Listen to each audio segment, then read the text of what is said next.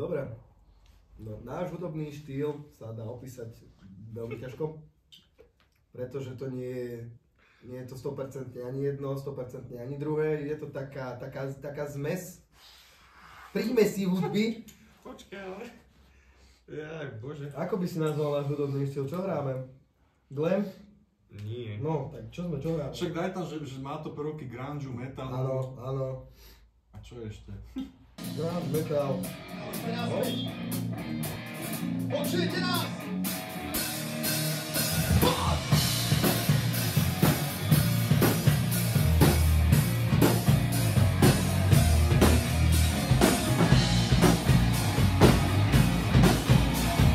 Je to taká všeho chuť. Každý si príde. Ešte raz, no. Ešte raz. Väčšinu našich textov písal Lukáš. Mám tam aj ja svoje veci, Matúš tam má niečo. Veľa skrátka. Áno, a proste a už si vycvičený, že hoci čo ťa môže položiť, tak ty to len posúvaš ďalej, že... Že nielen štekať, že už aj hryze. Dobre. Že, chápeš? Áno, rozumiem. Že už len tak ťa ľahko nič netoto, lebo už si zažil toho a už... Dobre. A posúvaš ten prach. Dobre. Ďakujeme pekne. My sme kapela Momentak v Nitri. Tak vždy je to niečo zo života, čo sme prežili, alebo to prežil niekto iný. Áno. Áno, Veci zo života. hlavne veci zo života.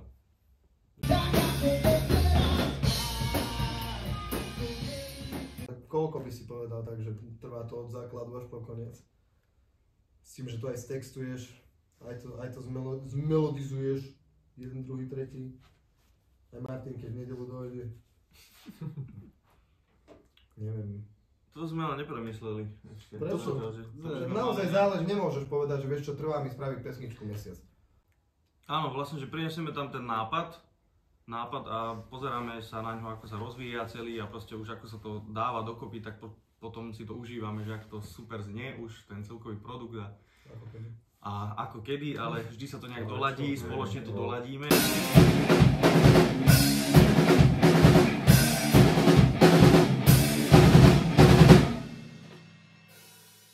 Ja by som si predstavil do slohy tvoju basu, nejakú takú, fakt, že nejakú nie že skackavú, ale takú...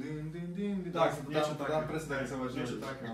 Na začiatku nič, to mám To je gitarku. klasika, ale proste lebo... No, presne, alebo on tam aj hrá také bicie, že tam nemáš ani moc čo iné, lebo on je 300 Ja kokotí. tam iba také jemné, ale dávam do Niečo polodiky a ty by si tam mal fakt, že v slohe basová linka by vynikla, vieš, a proste refrén ide klasika. Jasné to je. A ten tak mne stačí akordy slohy, akordy refrénu a toho riffu.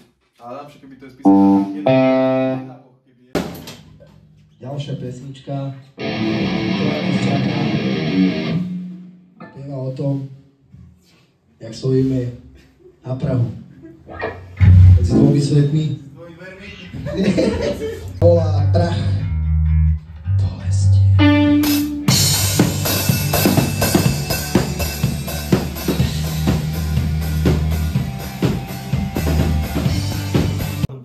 Priviedol toto Matúš, keď hrával na výtvarnej, na základnej škole a vtedy som tak povedal, že a ja sa chcem na gitaru naučiť a tak som tu asi. Tak tam sme vlastne prvýkrát akože, lebo tam sme už chceli mať iniciátor myšlienky bol. Áno, chceli sme tam tam, sme chceli vlastne tú vlastnú kapelu spoločnú mať a... to sa písal rok 2011, cez leto a tam sme vlastne dali dokopy nejakých študentov. Áno. Teda učiteľ, čo nás mal na starosti, dal dokopy pár študentov, čo tam študovalo a mali sme nejakú prvú skupinu a potom postupne odchádzali, prichádzali ďalší, no a sme tu. Otec mal kapelu, aj teraz má stále, tak oni akurát boli v rozpade, boli v rozklade. V rozklade bola ich skupina a vlastne bubeník zavesil bicie na klinec a zavesil ich na klinec k nám domov.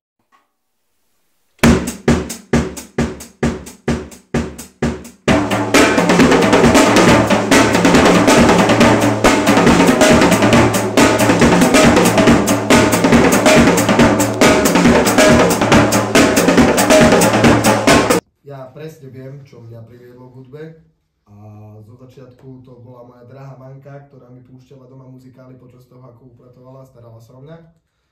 tam som začal pracovať s hlasom a neskôr v mojom pubertálnom veku to bola túžba zapáčiť sa dievčatám, tak som si zadovážil svoju prvú gitaru, na ktorú som sa naučil sám hrať, takže som prišiel domov, hodil som ruksak do kúta a 5-6 hodín denne som hral na gitare. Fakt 2 mesiace mi trvalo, kým som sa naučil základné akordy, vieš, aký prostý som bol. No. Určite by sme chceli hlavne koncertovať čo najviac kde sa dá, na všetkých miestach. Každý deň ideálne, aby nás videlo čo najviac ľudí, aby sme mohli našu hudbu dodať do každého mesta. Domácnosti, dedín a kultúrnych domov.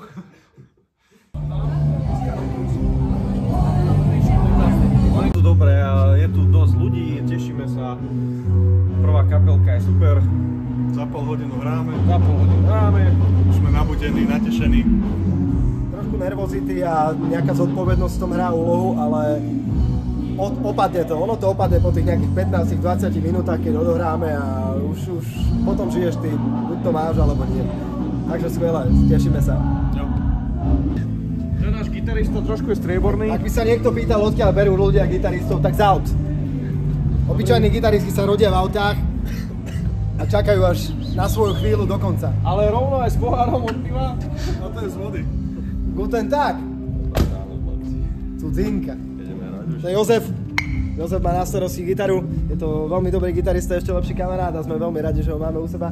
Teraz sa narodil v aute, takže potrebuje aspoň nejakú pol hodinku, aby sa naučil chodiť. Takže vidíme sa na koncerte.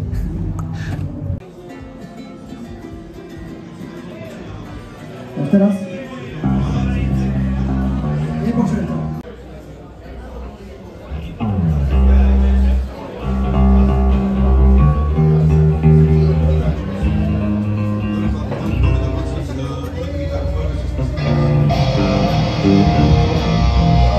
Ste pripravení?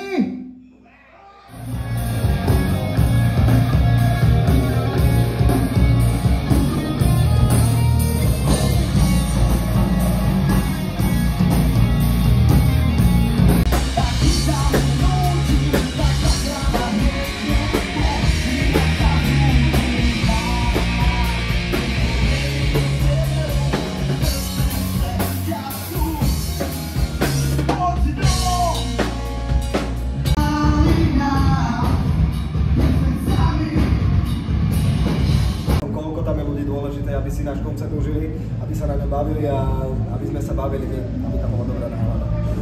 A kebyže máme viacero ľudí, že napríklad 500, tak čo máme z toho nejaký stres? Tak nie. Zatiaľ sme to nezažili ešte niečo také, ale určite sme sa potešili a... Bol by tam možno, ako som už predtým povedal, je to taký pocit zodpovednosti, aby všetky veci boli v poriadku, aby nám sedeli pesničky, aby nám sedeli texty hlavne. A je to určite veľký pocit zodpovednosti, ale osobne si myslím, že veľký rozdiel medzi 10 a 500 ľuďmi nie je. Vždy je to o tom prístupe. Vždy treba hrať preto málo, rovnako ako sme hrali pre veľa ľudí. Že nezávisle. Ja zase mám taký pocit, že keby máme viacej ľudí, tak si to viacej užijeme, lebo vlastne vieme s tým davom komunikovať. Lepšie pracovať, ale... Pracuješ s tými ľuďmi a keď čím viac ľudí, tak tým viac vlastne s ľuďmi pracuješ. Tým Dašom naberá na obrátkach a tým je to vlastne lepšie. Ďakujeme pekne. Sme kapela Monotype Nitri. Pracujeme na sebe už 2 roky a sme veľmi radi, že sme sa tu dnes takto zišli, ako sme. Vyzerá, že máme plnku. Ste tu s nami? Super, super. Takú najlepšiu príhodu, čo máme vlastne s fanúšikmi, tak to bolo vlastne však s tou fanúšičkou, čo bola na námestí. Ja sa mega teším, no. A ona akože zo zahraničia a došla sa na nás pozrieť, spievala všetky pesničky, čo poznala, tam tancovala pod pódium a to ich poznala fakt všetky. Hej, a proste to sme ustali úplne pozerať, že nechápali sme a to bolo také príjemné, to bolo také milé. Asi taký, to bol taký pre mňa ako najpríjemnejší zážitok s fanúšikmi.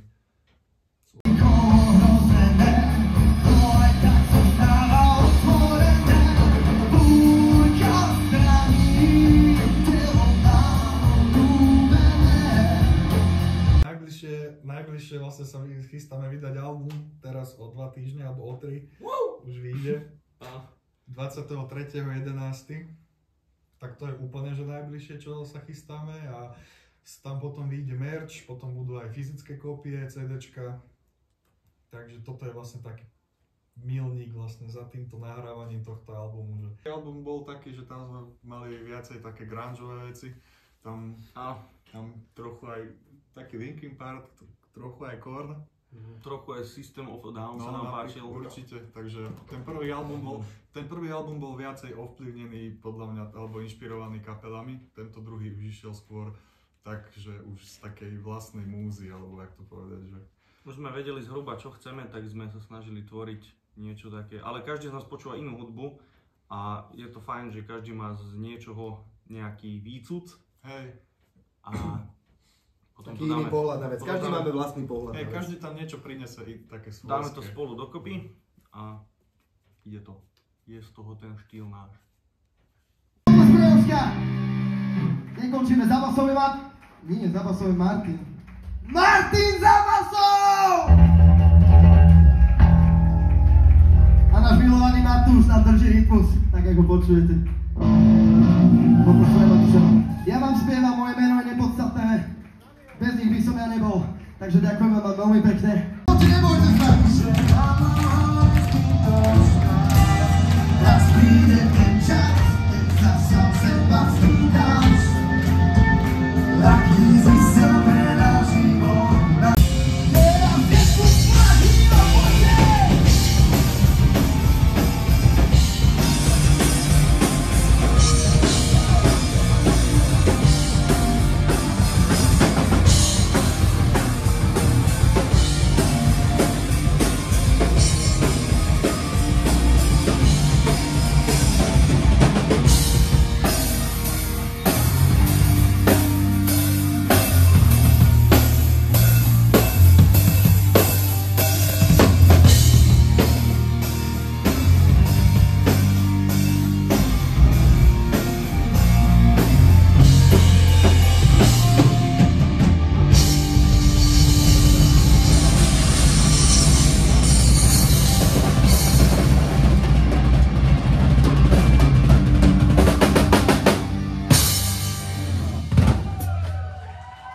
Ďakujeme pekne! Veľký potlesk aj pre vás. Ste skvelí. Veľmi sme si to s vami užili. Určite nikam neodchádzajte. Lebo kapelka Detroit spraví ešte väčší bordel ako my. Ďakujeme ešte raz. Veľký potlesk pre vás!